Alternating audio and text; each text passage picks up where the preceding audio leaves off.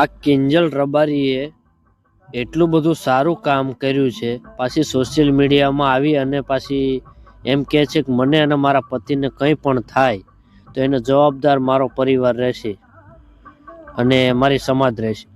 તો તને સમાજ અને પરિવારે આટલી આઝાદી આપી છે, એટલે તારી બોલબાલા હતી, એટલે તને સ્ટેજ મળ્યું, એટલે તને બધાએ હાર પહેરાયા અને તને પ્રોગ્રામ આપ્યા, સમાજમાં એક નામ રોશન તે કર્યું.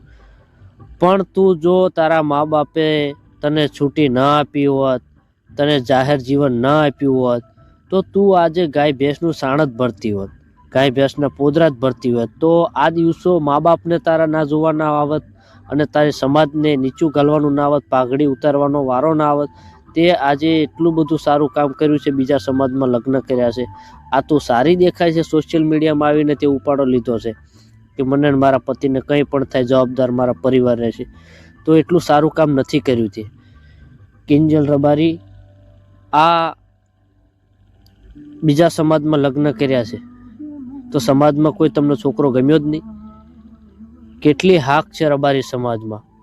કોઈ એવો દીકરો કે તને પસંદ જ ના આવ્યો, કોઈ છોકરો તને પસંદ જ ના આવ્યો કે તારે પરનાતમાં લગ્ન કરવા પડ્યા, બીજા સમાજમાં લગ્ન કરવા પડ્યા. આ ખરેખર બહુ ખોટું થઈ રહ્યું છે. અને તારી પાસેથી અપેક્ષા આ દીકરીઓ શું રાખે?